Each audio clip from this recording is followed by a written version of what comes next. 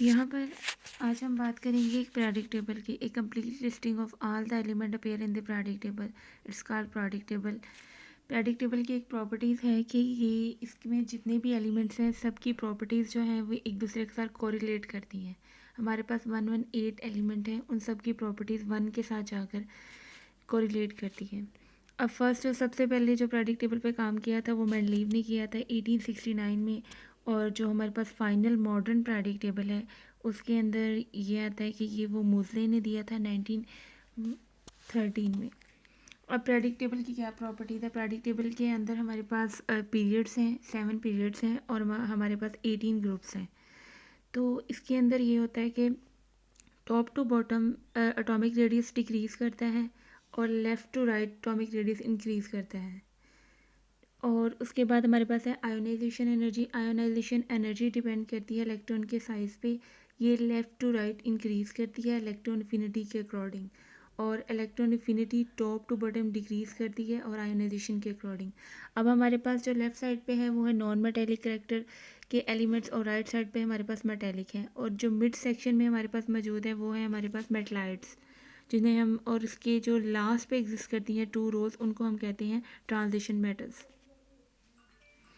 उसके बाद है a vertical column is called a groups और a family. These group usually contain the same number of the valence electron. A horizontal row is called a periods.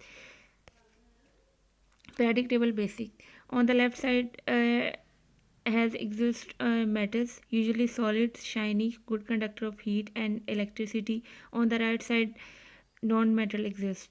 In the diagonals of the all the spaces in the metal and non-metals are metallites. Some character of both metals and non-metals are also exist. अब यहाँ पर हमारे पास example है helium की। अब helium के जो top right पे हमारे पास जो चीज़ होती है वो एटॉमिक नंबर होता है, और जो बिल्कुल नीचे एग्जिस्ट करता है वो एटॉमिक मास, और जो सिंबल है इसका वो एच ही है। Reading this periodic table, all element are made up of the only one type of the atom. अब एलिमेंट्स का ये बात होती है कि सबसे पहले तो हमारे पास होते हैं एटम्स। एटम्स जो होती हैं ये डिवाइडेबल्स होते हैं, मतलब इनको डिवाइड किया जा सकता है। एटम्स के कम्बिनेशन के साथ हमारे पास बनते हैं एलिमेंट्स, और एलिमेंट्स ऐसे होते हैं इनको हम डिवाइड मज़ीद नहीं कर सकते, एक ही टाइप के होते हैं। अब एटम से एलिमेंट की फॉर्मेशन होती है और एलिमेंट के साथ हम आगे कंपाउंड्स बनाते हैं। कंपाउंड्स जो होते हैं उनको रीशेप किया जा सकता है, उनको डिवाइड किया जा सकता है, लेकिन एलिमेंट्स को हम रीशेप या डिवाइड नहीं कर सकते। सब एटॉमिक पार्टिकल, अब हम बात करते हैं सब एटॉमिक पार्टिकल्स की। अब हमारे पास पहले हमने बात की एटम, एलिमेंट्स, कंपाउंड और मॉलिक्यूल्स की। मॉलिक्यूल जो बड़े एटम्स, जो बहुत ज़्यादा बड़े एलिमेंट्स मिलकर जो मॉलिक्यूल्स बनाती हैं, उनके साथ जो कम्बिनेशन होता है वो है हेलोजनेशन के प्रोसेस से होता है। अब सब एटॉमिक पार्टिकल्स हमारे पास क्या हैं? सब एटॉमिक पार्टिकल्स वो पार्टिकल्स होती हैं जिनको हम माइक्रोस्कोप वगैरह से देख सकते हैं, ये आम आँख से नज़र नहीं आते। जैसे कि प्रोटॉन, इसके ऊपर क्या होता है, इसके ऊपर पॉजिटिव चार्ज होता है और ये न्यूक्लियस के अंदर होता है। न्यूक्लियस एक ऐसा मटेरियल जो एटम के दरमियान में एग्जिस्ट करता है, उसके सेंटर पॉइंट को हम कहते हैं न्यूक्लियस। अब न्यूक्लियस के अंदर क्या होती हैं? 3 चीज़ें होती हैं हमारे पास, प्रोटॉन, न्यूट्रॉन और इलेक्ट्रॉन। प्रोटॉन्स के अंदर क्या होता है, ये न्यूक्लियस के अंदर एग्जिस्ट करता है और इसका मैस होता है। न्यूट्रॉन क्या है? न्यूट्रॉन के अंदर ये भी न्यूक्लियस के अंदर ही एग्जिस्ट करता है, लेकिन इसके ऊपर चार्ज कोई नहीं होता। प्रोटॉन के अंदर हमारे पास पॉजिटिव चार्ज होता है। और थर्ड चीज़ जो हमारे पास है वो है इलेक्ट्रॉन। इलेक्ट्रॉन कहाँ एग्जिस्ट करते हैं? ये न्यूक्लियस के बाहर वाली साइड पे होता है, शेल के अंदर एग्जिस्ट करता है और इसका कोई मैस नहीं होता।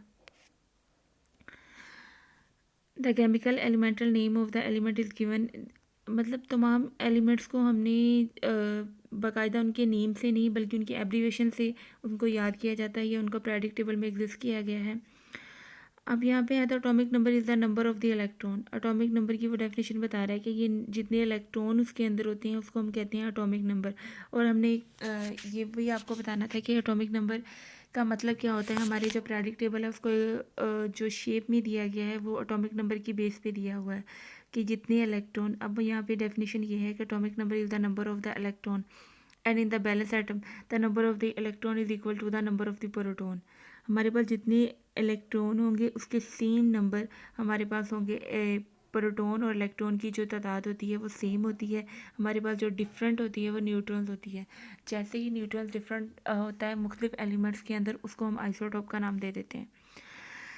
Then the atomic mass is equal to the mass of the nucleus. Proton और न्यूट्रॉन के कम्बिनेशन से हमारे पास क्या बनता है, एटॉमिक मास। हमने पिछली स्लाइड में ये देखा था एटॉमिक नंबर क्या होता है। एटॉमिक नंबर जो होता है वो इलेक्ट्रॉन की तादाद को हम क्या कहते हैं, अमाउंट को क्या कहते हैं हम, एटॉमिक नंबर। और अगर हम प्रोटॉन और न्यूट्रॉन के कम्बिनेशन से बनाए तो हमारे पास एटॉमिक मास बनता है।